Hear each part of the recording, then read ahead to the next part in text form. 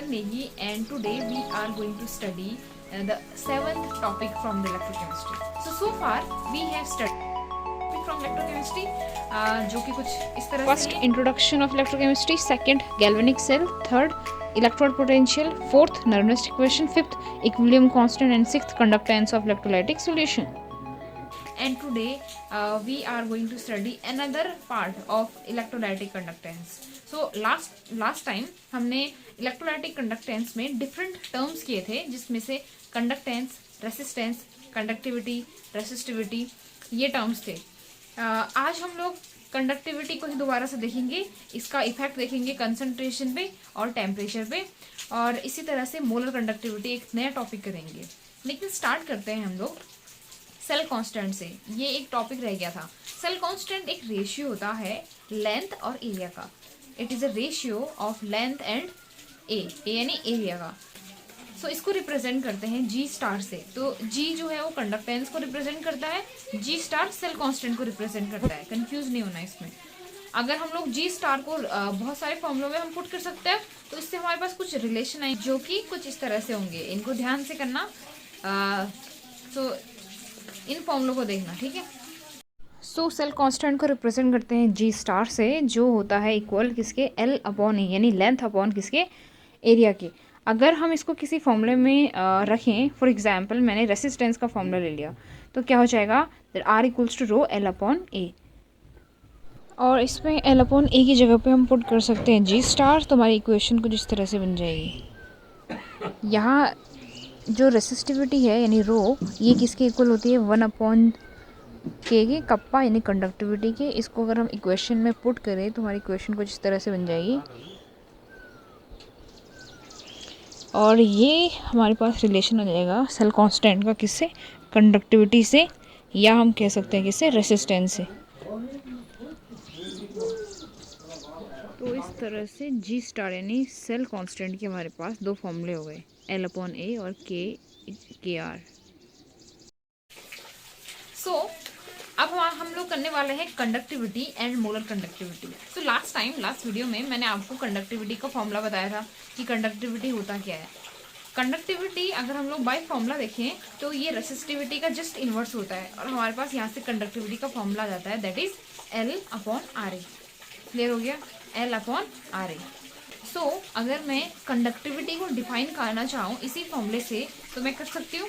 कैसे, अगर मैंने माना, ठीक है ध्यान से सुनना, लेट सपोज कि हमारे पास एक सोल्यूशन है इलेक्ट्रोलाइटिक, जो कि दो इलेक्ट्रोड के बीच में भरा है. उन दोनों इलेक्ट्रोड के बीच का जो लेंथ है वो एल है. हमने मान लिया कि वो लेंथ इस टाइम पे 1 मीटर है, ठीक है. और जो सॉल्यूशन भरा हुआ है उसका cross section area 1 metre square है, ठीक है. उस केस में हमारा जो कंडक्टिविटी है वो किसके इक्वल हो जाएगा, 1 अपॉन रेसिस्टेंस के. कुछ इस तरह से किसके इक्वल हो जाएगा, रेसिस्टेंस के, ठीक है. तो इस वजह से हमारे पास जो फॉर्मूला आएगा दैट इज के यानी कप्पा कंडक्टिविटी इक्वल्स टू क्या हो जाएगा, 1 अपॉन आर. आप लोग जानते हो 1 अपॉन आर किसके इक्वल होता है. अगर आपको लास्ट वीडियो देखा होगा तो पता होगा दैट 1 आर इक्वल्स टू क्या होता है, 1 upon R equals to G. G यानी कंडक्टेंस. यहाँ से हमारे पास क्या आ गया, that conductivity is equals to conductance when the length between two electrode is 1 meter and the cross section area of solution is 1 meter square. Clear हो गया, यानी कंडक्टिविटी ही कंडक्टेंस है, लेकिन क्या होना चाहिए, लेंथ इलेक्ट्रोड के बीच की 1 मीटर होनी चाहिए, और इसी तरह से क्रॉस सेक्शन एरिया, और जो सॉल्यूशन भरा होगा इलेक्ट्रोड के बीच में उसका क्रॉस सेक्शन एरिया कितना होना चाहिए, 1 मीटर स्क्वायर होना चाहिए. क्लियर हो गई बात. सो इस तरह से हमारे पास कंडक्टिविटी एक्सप्लेन हो जाएगी. सो द नेक्स्ट टर्म है मोलर कंडक्टिविटी, जिसके नाम में ही मोलर है. अगर आप समझ पाओ मोलर क्या होता है, मोलर टर्म आता है मोलारिटी से, कंसंट्रेशन को नापने के लिए एक एक्सप्रेशन है, ठीक है. इसको समझाते हैं एक एग्जांपल से, ठीक है. लेट सपोज मेरे पास एक इलेक्ट्रोलाइट है ए, उसको मैंने एक सॉल्वेंट के अंदर डाला, और हमारे पास क्या बन गया, इलेक्ट्रोलाइटिक सॉल्यूशन. इसका कोई ना कोई कंडक्टिविटी तो होगा ही. अब इस कंडक्टिविटी को हमने नाप दिया, साइड रख दिया, ठीक है. अब दूसरा इलेक्ट्रोलाइट लिया बी, और उसको उसी सॉल्वेंट में डाला जिसको हमने ए को डाला था. अब हमारे पास एक इलेक्ट्रोलाइटिक सॉल्यूशन फिर से बन गया. तो क्या वो कंडक्टिविटी सेम होगी, मतलब ए की कंडक्टिविटी और बी की कंडक्टिविटी सेम होगी. What do you think, same होगी या नहीं होगी. सो नहीं होगी ऑब्वियसली, क्योंकि इलेक्ट्रोलाइट डिफरेंट है। तो इलेक्ट्रोलाइट से ऐसा क्या फ़र्क पड़ रहा है, जबकि सॉल्वेंट तो सेम था। इलेक्ट्रोलाइट जो होते हैं वो अलग अलग चार्ज कैरी करते हैं, अलग अलग साइज के होते हैं, इसलिए उनकी कंडक्टिविटी अलग अलग होती है। और इसीलिए हम लोग मोलर कंडक्टेंस या मोलर कंडक्टिविटी को पढ़ने वाले हैं कि किस तरह से डिफरेंट इलेक्ट्रोलाइट जो होते हैं वो अपना एक खुद का कंडक्टिविटी शो करते हैं। क्लियर हो गई बात। यहाँ से अगर मैं डेफिनेशन बोलूँ मोलर कंडक्टिविटी की, तो क्या कहेंगे, that conducting power of all ions produced by 1 mole of electrolyte in a given solvent is called their molar conductivity. Clear हो गई बात। conducting power of all ion produced by 1 mole of electrolyte in a given solvent is called their molar conductivity। और इसको represent करते हैं lambda m से। m जो है मोलर को क्या करता है, रिप्रेजेंट करता है। ठीक है, m मोलर को रिप्रेजेंट करता है, लैम्डा m इसका क्या हो गया, सिंबल हो गया। सो अगर हम लोग मोलर कंडक्टिविटी के लिए इलेक्ट्रोलाइटिक सोल्यूशन ले जिसका कंसंट्रेशन हमने इस टाइम पे C सपोज किया है, यानी if the C is the concentration of electrolytic solution जिसका हमें मोलर कंडक्टिविटी निकालना है, देन हमारे पास फॉर्मूला क्या बनेगा, lambda m equals to K/C। क्या पॉसिबिलिटी है, अगर हम लोग कह दें कि हमारे पास C कंसंट्रेशन है इस टाइम पे, तो उस केस में जो हमारा मोलर कंडक्टिविटी हो जाएगा और that is lambda m equals to क्या हो जाएगा, K/C। क्या हो जाएगा, K/C। K क्या है, कंडक्टिविटी, और C क्या है, कंसंट्रेशन। कंसंट्रेशन किसकी फॉर्म में, मोल पर लीटर की। लेट सपोज कि हमारे पास जो कंसंट्रेशन है वो V वॉल्यूम में 1 मोल का है, V वॉल्यूम में 1 मोल का है, तो देन कंसंट्रेशन इक्वल्स टू क्या हो जाएगा, कंसंट्रेशन मोल पर लीटर होता है। ठीक है, कंसंट्रेशन मोलारिटी है, मोलारिटी क्या होता है, number of moles upon volume. और हमने कहा नंबर ऑफ मोल्स कितने हैं, सपोज क्या किया हमने कि V वॉल्यूम में 1 मोल है हमारा इलेक्ट्रोलाइट का कंसंट्रेशन। सो हम लोग मोल, नंबर ऑफ मोल की जगह पे 1 रख देंगे और वॉल्यूम की जगह पे V रख देंगे। तो हमारे पास अब जो फॉर्मूला बनेगा लैम्डा m का, वो किस तरह से बनेगा, दैट इज K/1/V, और जो कि इक्वल हो जाएगा K/V। ठीक है, ये कब की बात है, जब कंसंट्रेशन 1 मोल है किसी गिवन V वॉल्यूम में। ठीक है, तो इस तरह से हमारे पास एक नया फॉर्मूला आ गया, that is lambda m equals to K/V, जब हमारे पास कंसंट्रेशन 1 मोल है गिवन वॉल्यूम में। क्लियर हो गई बात। अगर हम लोग लैम्डा m के लिए यूनिट निकालें तो कैसा आएगा, सो ये तो हमें पता है कंडक्टिविटी का क्या होता है, साइमन पर मीटर होता है। हमारे पास जो कंसंट्रेशन है वो मोल पर लीटर है, लेकिन ये रिलेट नहीं कर रहे हैं, एक लीटर में है एक मीटर में है, तो हमें लीटर को मीटर में चेंज करना पड़ेगा। और 1 लीटर इक्वल्स टू क्या होता है, 1/1000 metre cube. 1 litre equals to क्या होता है, 1/1000 मीटर क्यूब। यहाँ से हम लोग यूनिट निकाल सकते हैं कुछ इस तरह से। सो ये चीज़ हमें पहले से क्लियर है that lambda m equals to K/C, और जो कंडक्टिविटी K जिसको हम कह रहे हैं कप्पा, उसको यूनिट जो होता है वो क्या होता है, साइमन पर मीटर। इसी तरह से हमारे पास जो कंसंट्रेशन है उसका यूनिट होता है मोल पर लीटर। लेकिन प्रॉब्लम ये है कि एक लीटर में एक मीटर में है, पर हम लीटर को मीटर में कन्वर्ट कर सकते हैं, क्योंकि 1 लीटर इक्वल्स टू क्या होता है, 1/1000 मीटर क्यूब। 1/1000 मीटर क्यूब ये पुट करेंगे हम लोग कंसंट्रेशन में, तो कंसंट्रेशन क्या बन जाएगा, mole upon 1/1000 metre cube. 1/1000 metre cube जो कि किसके इक्वल आएगा, 1000 मोल अपॉन मीटर क्यूब के। यहाँ से हम लोग मोल कंडक्टिविटी के लिए यूनिट को कैलकुलेट कर सकते हैं। ठीक है, हम लोग क्या करेंगे, यूनिट निकालेंगे यहाँ से लैम्डा m के लिए। तो ये किस तरह से हो जाएगा, हमारे पास जो फॉर्मूला था that is lambda m equals to K/C, उस पर हम यूनिट रख देंगे। लैम्डा m इक्वल्स टू क्या जगह, K की जगह पर आएगा साइमन पर मीटर, और कंसंट्रेशन की जगह पे आएगा 1000 मोल पर मीटर क्यूब। 1000 मोल पर मीटर क्यूब, और यहाँ से मीटर कैंसिल होगा, साइमन मीटर स्क्वायर बचेगा, सबसे नीचे वाला ऊपर आ गया, एंड 1000 मोल। ध्यान रखना मीटर क्यूब जो है ऊपर आएगा, मीटर नीचे आएगा, तो कट के क्या बन जाएगा, मीटर स्क्वायर बनेगा जो ऊपर आएगा। इस मीटर को हम लोग सेंटीमीटर में भी चेंज कर सकते हैं, यानी हमारे पास अगर क्वेश्चंस में सेंटीमीटर में दिया होगा तो हम तब भी इस फॉर्मूले को लिख सकते हैं, इसको ध्यान रखिएगा।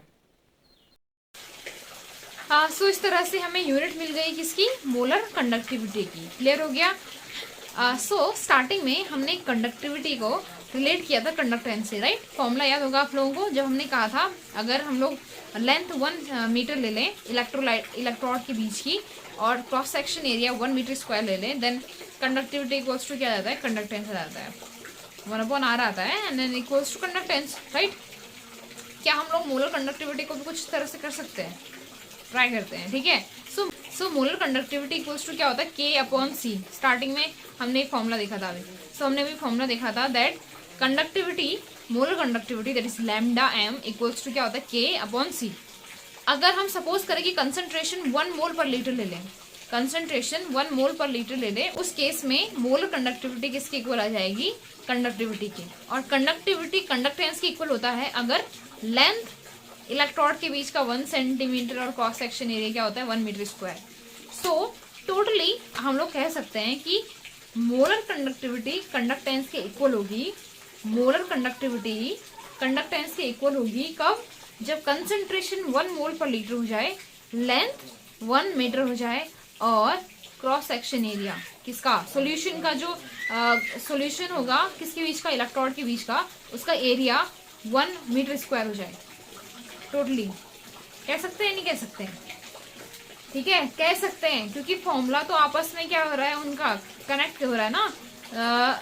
लैम्डा इक्वल्स टू के हो गया जब कंसंट्रेशन क्या हो जाएगा, 1 मोल पर लीटर हो जाए, और के इक्वल्स टू क्या होता है, जी, जब लेंथ 1 मीटर और एरिया 1 मीटर स्क्वायर हो जाए। तो इस तरह से इस कंडीशन में जब कंसंट्रेशन 1 मोल पर लीटर है, लेंथ 1 मीटर है और cross section area 1 metre square है, उस केस में लैम्डा m इक्वल्स टू क्या होता है, के यानी कप्पा, कंडक्टिविटी इक्वल्स टू जी यानी कंडक्टेंस, तीनों आपस में इक्वल हो जाएंगे, ठीक है। ये बहुत ही अच्छी और इम्पॉर्टेंट कंडीशन है, याद रखना। यहाँ से हमारे पास लैम्डा m की डेफिनेशन भी आ जाएगी और हम लोग कह सकते हैं टोटली दैट, क्या कह सकते हैं, molar conductivity of an electrolytic solution is equals to its conductance when concentration is 1 mole per liter and the length between electrode is 1 meter and cross section area is 1 meter square of the electrolytic solution। Clear हो गई बात। तो ये था हमारे पास molar conductivity का एक और डेफिनेशन। अब हम लोग क्या करेंगे, अब हम लोग इसका इफेक्ट देखेंगे कंसंट्रेशन पे। अगर हम लोग सॉल्यूशन को डाइल्यूट करते हुए जाएं, यानी कंसंट्रेशन को कम करते हुए जाएं, तो कंडक्टिविटी कैसे रिएक्ट करती है और मोलर कंडक्टिविटी कैसे रिएक्ट करती है, हमें वो देखना है। तो पहले हम लोग समझेंगे कंडक्टिविटी को, पर कंडक्टिविटी को समझने से पहले हम लोग डाइल्यूशन को समझते हैं। सो कोई भी जो सॉल्यूशन बनता है वो उसके दो कंपोनेंट्स होते हैं, एक होता है सोल्यूट और एक होता है सॉल्वेंट। अगर मुझे इस सॉल्यूशन का कंसंट्रेशन डिक्रीज करना है तो मैं क्या करूँगी, कंसंट्रेशन को उठा के वापस तो ला नहीं सकते हैं सोल्यूट के, लेकिन हम लोग कर सकते हैं कि हम लोग सॉल्वेंट के अमाउंट को बढ़ा दें। सॉल्वेंट के अमाउंट को बढ़ाने से होगा क्या, लगातार इसी गिवन सॉल्वेंट के अंदर जो सोल्यूट का कंसंट्रेशन है वो घटता चला जाएगा। इसी को डाइल्यूशन कहते हैं और इसी को हम यहाँ पे दोहराने वाले हैं। हम लोग कंडक्टिविटी जिस सॉल्यूशन का निकाल रहे हैं उसका डाइल्यूशन कर रहे हैं, उसके अंदर की कंसंट्रेशन को लगातार कम कर रहे हैं, तो उससे होगा क्या, वही हमें पता करना है कि कंडक्टिविटी पे क्या इफेक्ट पड़ेगा। सो कंडक्टिविटी जो होती है वो किसी गिवन वॉल्यूम की होती है। किसकी होती है, गिवन वॉल्यूम की। हमारे पास एक इलेक्ट्रोलाइटिक सॉल्यूशन दे रखा होगा, उसका हमें क्या निकालना है, कंडक्टिविटी निकालना है। तो डाइल्यूशन करने पे दो चीजें होती है, एक नंबर ऑफ आयंस बढ़ते हैं क्योंकि कई इलेक्ट्रोलाइट जो होते हैं पूरी तरह से डिसोशिएट नहीं होते, उनको स्पेस नहीं मिलता। जैसे वॉल्यूम बढ़ेगा उनको स्पेस मिलेगा, अच्छे से मूवमेंट करेंगे, कुल मिला के नंबर ऑफ आयंस बढ़ेंगे, ठीक है। दूसरा बढ़ता है वॉल्यूम। कंडक्टिविटी के केस में हम लोग जो देखेंगे तो कंडक्टिविटी पे क्या फर्क पड़ेगा, ये मेन क्वेश्चन है हमारे लिए, ठीक है। पहले तो कंडक्टिविटी में ध्यान देना, कंडक्टिविटी जो होती है वो पर यूनिट वॉल्यूम में होती है। मतलब हमारे पास इलेक्ट्रोलाइटिक सॉल्यूशन का एक कुछ वॉल्यूम मैंने उठा लिया, फॉर सपोज मैंने 1 मिलीलीटर उठा लिया, उसमें कंडक्टिविटी क्या होगी, हमें कंडक्टिविटी पे उसमें क्या फर्क पड़ेगा वो हमें नापना है। सो कंसंट्रेशन कम कर रहे हैं यानी डाइल्यूट कर रहे हैं, डाइल्यूट करने से वॉल्यूम तो बढ़ेगा, वॉल्यूम बढ़ेगा, लेकिन उसके अंदर जो नंबर ऑफ आयंस होंगे वो इतना तेज से नहीं बढ़ेंगे। उससे होगा क्या, कंसंट्रेशन जो होगा वो घट रहा है तो साथ साथ कंडक्टिविटी भी घट जाएगी, क्योंकि नंबर ऑफ आयंस इतना तेजी से नहीं बढ़ेंगे जितना तेजी से वॉल्यूम बढ़ेगा। और वॉल्यूम बढ़ने से आयंस स्कैटर्ड हो जाएंगे पूरे सॉल्यूशन में, इससे उनका नंबर कम हो जाएगा पर मिलीलीटर वॉल्यूम में, ठीक है। सो इस तरह से कंडक्टिविटी जो होती है वो घटती है डाइल्यूशन बढ़ने के साथ, या कंडक्टिविटी घटती है कंसंट्रेशन के घटने के साथ, हम ये कह सकते हैं। मोलर कंडक्टिविटी का केस थोड़ा डिफरेंट है। मोलर कंडक्टिविटी जो होती है वो पूरे सॉल्यूशन की होती है, पूरे इलेक्ट्रोलाइटिक सॉल्यूशन की होती है। इस तरह से पूरे इलेक्ट्रोलाइटिक सॉल्यूशन की होगी तो हमारे पास नंबर ऑफ आयंस तो बढ़ ही रहे, वॉल्यूम चाहे कितना ही बढ़ जाए, हमें वॉल्यूम से क्या होता है, फर्क नहीं पड़ता, कह सकते हैं हम ये। अब है मोलर कंडक्टिविटी। तो मोलर कंडक्टिविटी का तो फॉर्मूला यही कहता है कि मोलर कंडक्टिविटी डायरेक्टली प्रोपोर्शनल होती है वॉल्यूम से, राइट। अभी पढ़ा था हमने लैम्डा एम इक्वल्स टू के इंटू वी। तो यहाँ से क्लियर हो गया कि वॉल्यूम बढ़ने के साथ मोलर कंडक्टिविटी बढ़नी चाहिए, है ना। वॉल्यूम बढ़ने के साथ मोलर कंडक्टिविटी बढ़नी चाहिए, या हम कह सकते हैं दूसरे टर्म में कि वॉल्यूम बढ़ रहा है साथ में आयंस भी तो बढ़ रहे हैं, या आयंस का मूवमेंट बढ़ रहा है, तो कंडक्टिविटी तो बढ़ेगी। इसलिए कंसंट्रेशन घटने के साथ और डाइल्यूशन के बढ़ने के साथ मोलर कंडक्टिविटी क्या करती है, इंक्रीज कर जाती है। और इसलिए दोनों अलग अलग बिहेवियर शो कर रहे हैं, ध्यान से देखना, इनके नाम में, इनके डेफिनेशन में ही आंसर है। कंडक्टिविटी पर यूनिट वॉल्यूम होता है, जबकि जो हमारे पास क्या है, मोलर कंडक्टिविटी वो वॉल्यूम से डायरेक्टली प्रोपोर्शनल होता है, ठीक है। अब डाइल्यूशन करते करते एक ऐसा टाइम आता है जब डाइल्यूट होना बंद हो जाए या कंसंट्रेशन 0 पॉइंट पे रीच कर जाए। उस पॉइंट को हम लोग क्या कह सकते हैं, जीरो कंसंट्रेशन या इनफाइनाइट डाइल्यूशन कह सकते हैं। और उस टाइम पे जो मोलर कंडक्टिविटी होती है, उसको कह देते हैं हम लोग molar conductivity at zero concentration और molar conductivity at infinite dilution, ठीक है। और इसको रिप्रेजेंट करते हैं लैम्डा एम नॉट से। ये एक तरह का क्या होता है, कांस्टेंट पॉइंट होता है स्ट्रॉन्ग इलेक्ट्रोलाइट का, ठीक है, जो एक वैल्यू होती है, एग्जैक्ट वैल्यू, ठीक है। तो इसको स्ट्रॉन्ग वीक इलेक्ट्रोलाइट का केस हम आगे देखने वाले हैं। इसको यहीं पे खत्म करते हैं, किसका, effect of concentration on conductivity and molar conductivity. अब बात करते हैं स्ट्रॉन्ग और वीक इलेक्ट्रोलाइट की। तो एक फॉर्मूला है, that is lambda M equals to lambda M not minus A under root C. ये फॉर्मूला जो होता है ये वैलिड होता है केवल स्ट्रॉन्ग इलेक्ट्रोलाइट के लिए, और क्यों मैं अभी बताती हूँ। तो ये इस फॉर्मूला के बेसिस पे हम लोग ये ग्राफ प्लॉट कर सकते हैं कंडक्टिविटी और कंसंट्रेशन के बेसिस पे। सो अगर हम लोग ग्राफ प्लॉट करें इस फॉर्मूले के बेसिस पे पहले स्ट्रॉन्ग इलेक्ट्रोलाइट के लिए, तो माइनस है, ग्राफ क्या होगा, लगातार डिक्रीज करता जाएगा। लेकिन हम लोग उल्टा ले रहे हैं, कैसे ले रहे हैं, हम लोग लगातार डाइल्यूशन बढ़ा रहे हैं। तो हम लोग मैक्सिमम पॉइंट से हाईएस्ट कंसंट्रेशन से लोएस्ट कंसंट्रेशन की तरफ जाएंगे, यानी पीछे से आई की तरफ, ठीक है। तो इस तरह से ग्राफ जो है लगातार इंक्रीज कर रहा है, जैसे हम डाइल्यूशन बढ़ा रहे हैं, मोलर कंडक्टिविटी लगातार क्या हो रही है, बढ़ रही है। और एक टाइम ऐसा आ रहा है जहां पे वो मैक्सिमम पॉइंट पे रीच कर रहा है, इसको हम लोग जीरो कंसंट्रेशन या इनफाइनाइट डाइल्यूशन कहते हैं।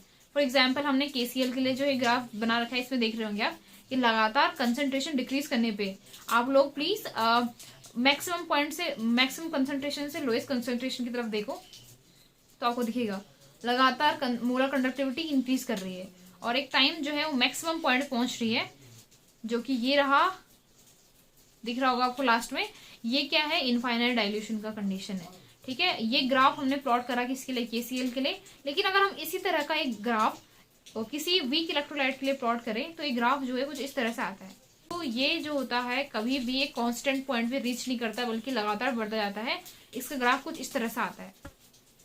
इससे होगा क्या, हमें कभी भी एक डेफिनेट पॉइंट नहीं मिलेगा किसके लिए, जीरो कंसंट्रेशन के लिए, क्योंकि ग्राफ कुछ इस तरह से। फॉर एग्जाम्पल मैंने एसिटिक एसिड ले लिया, दिख रहा आपको, इसका जो ग्राफ है वो लगातार इंक्रीज कर रहा है। इसलिए हम लोग इनफाइनाइट डाइल्यूशन का जो कंडीशन है मोलर कंडक्टिविटी के लिए, वीक इलेक्ट्रोलाइट में यहाँ से काउंट नहीं करते हैं। उसके लिए हम पढ़ेंगे कोलराउस लॉ, जो कि हम लोग नेक्स्ट वीडियो में देखेंगे। फिलहाल हम यहाँ बात करते हैं। सो कुल मिला के जो प्लॉट होता है किसका, कंसंट्रेशन के साथ, वो केवल स्ट्रॉन्ग इलेक्ट्रोलाइट के लिए ज्यादा वैलिड होता है, क्योंकि उससे हमें एग्जैक्ट पॉइंट मिल सकते हैं। वीक इलेक्ट्रोलाइट के लिए वैलिड नहीं होता। सो अब देखते हैं effect of temperature on both conductivity and molar conductivity. थोड़ा सा कॉम्प्लिकेटेड है ये कंडक्टिविटी के केसेस में, ठीक है, इसलिए ध्यान से देखना। क्योंकि जो कंडक्टिविटी होता है ना, वो हमारे पास कोई स्पेसिफिक सबस्टेंस नहीं दिया होता और हमें उसका नहीं मेजर करना होता। ये एक वाइड रेंज है, हमारे पास डिफरेंट सबस्टेंस होते हैं कंडक्टिविटी के केस में, तो हमें सब में कुछ अलग अलग चीज़ें देखने को मिलती है। फॉर एग्जाम्पल अगर मैं किसी इलेक्ट्रोलाइटिक सोल्यूशन की कंडक्टिविटी के देखूँ, तो तो वो होती है फ्री आयंस के कारण। टेम्परेचर बढ़ाते जाएंगे, आयंस मूव करते जाएंगे, तो उससे कंडक्टिविटी क्या होगी, बढ़ेगी। यानी इलेक्ट्रोलाइटिक सॉल्यूशन के केस में टेम्परेचर बढ़ाने पे कंडक्टिविटी बढ़ेगी। लेकिन अगर मैं यही बात करूं मेटालिक कंडक्टेंस की, जो हमने पहले देखा था, तो मेटल में कंडक्टेंस होता है फ्री इलेक्ट्रॉन्स के कारण, याद है, वैलेंस इलेक्ट्रॉन्स के कारण। तो जैसे जैसे हम लोग टेम्परेचर इंक्रीज करेंगे, इलेक्ट्रॉन्स तो मूव करेंगे तेजी से, लेकिन साथ में वाइब्रेशन देखने को मिलता है मेटल में। इससे रेसिस्टेंस बढ़ेगा, रेसिस्टेंस बढ़ेगा तो कंडक्टेंस घटेगा, कंडक्टेंस घटेगा तो कंडक्टिविटी भी घटेगी। क्लियर हो गई बात। सो इसलिए मेटल्स में जो कंडक्टिविटी होती है वो टेम्परेचर बढ़ाने पे डिक्रीज करती है। ठीक है, इस तरह से अलग अलग सब्सटेंस में देखने को मिलता है। ये दो ही हमारे सिलेबस में है। मोलर कंडक्टेंस पे क्या इफेक्ट पड़ता होगा टेम्परेचर का। सो मोलर कंडक्टेंस को वॉल्यूम से तो कोई फर्क नहीं पड़ता, उसको मतलब होता है आयंस कितना मूव कर रहे हैं।